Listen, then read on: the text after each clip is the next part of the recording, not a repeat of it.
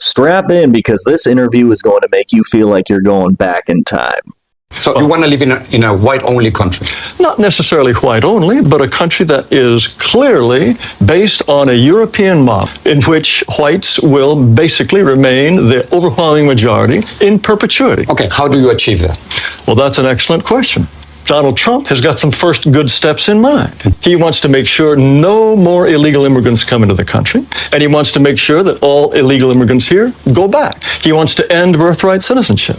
He wants to put at least a temporary ban on Muslim immigration. What happens with Asians? What happens with African Americans? What happens with Latinos? What happens to my You presented me with a very limited view of the United States. From mass incarceration to border wars, from racist policies to economic exclusion, Black and Latino communities in America have been under attack for centuries.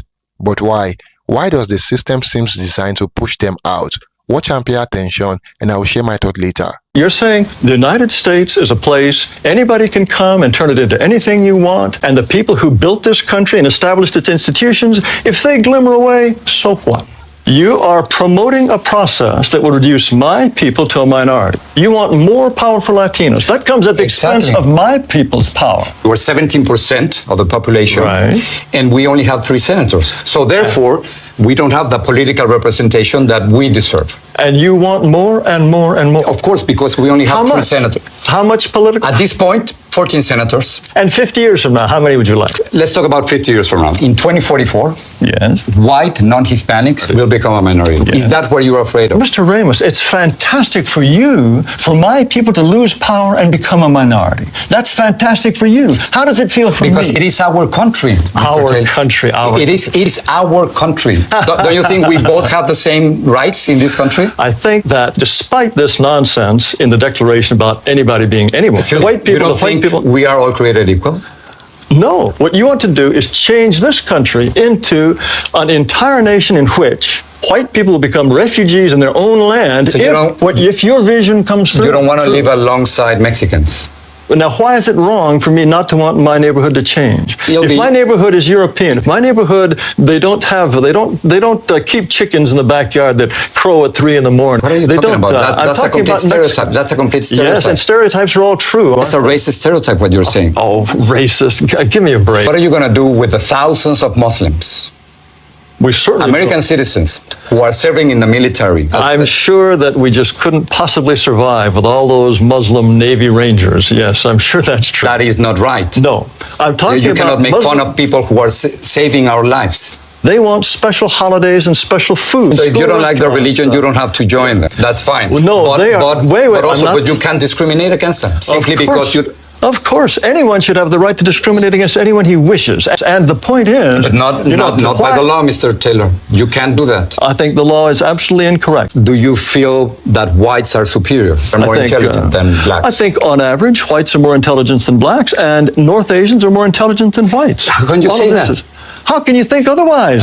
Mr. Taylor, what evidence would you have to think that a pygmy is, on average, is just as intelligent as a Dane? Why would you think that? The entire record of history is completely consistent with the assumption that black Africans are less intelligent on average than Asians or Caucasians. That's absurd. That's repugnant and absurd. Repugnant to you? Yes, of course. Why would you even entertain the possibility that on average a pygmy is as intelligent as a Japanese? The comparison that you are trying to make, it is simply impossible because of historical circumstances, because economic conditions, because of the movement. We have to be willing to say to all those who are non-European, we wish you well, but this territory is for us. And sorry, we have the right to be us, and only we can be us. This regressive mindset is destroying people. It's not allowing them to experience life to its fullest, and it's keeping them hating one another for things that cannot be changed about themselves. So, this is one of those instances where I'm going to be intolerant. I am intolerant to intolerance. Right, the people who fled the European model wanted to start something exactly the same over here. Is anyone going to tell them that there's undocumented whites in this country? Anyone want to let them know about the Constitution? Someone want to fill them in on the mindset of people fleeing religious persecution in the Middle East? You're trying to turn it into whatever you want. Oh no, what are you going to do when you have to exist on the concepts of merit and the content of your character? How dense do you have to be saying someone wants more, like there's some gold hoarding dragon, when you're just not giving anything up whatsoever, even for proportional representation? Scared. You're scared because you know that the way that you treat minorities is completely inhumane, and you believe that these people are just as depraved as you are, but they're not. And Jared, you're kind of proving your own point, but not in the way that you think. What the fuck do you think Latinos are? That's entropy, brother. The only thing that doesn't change is the fact that everything changes. Do you think Mexicans are the only ones who keep chickens? Have you ever met a white lady in a brunch hat who hasn't talked about wanting to start a coup of her own? This guy has never picked up a weapon for his country in his life.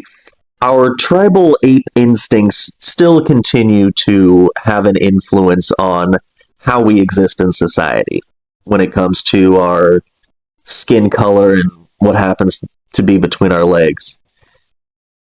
But that's not what makes us us. What makes each person themselves is what makes them themselves.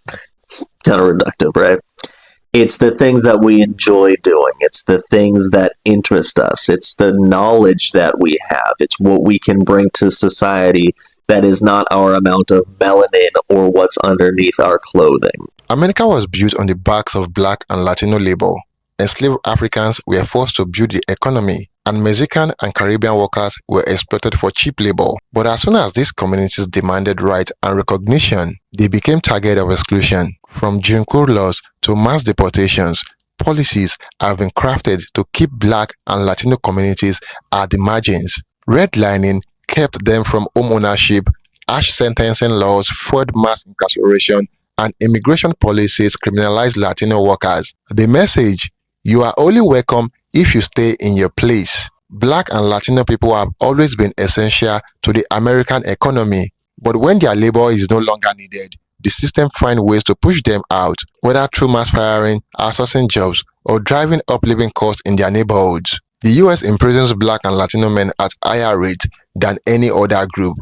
Meanwhile, Latino immigrants, many of whom come to America seeking safety, are treated as criminals and deported in record numbers. By 2050, the US will be majority non-white. This demographic shift has led to a rise in racist fear-mongering, voter suppression, and policies designed to keep Black and Latino voices from gaining political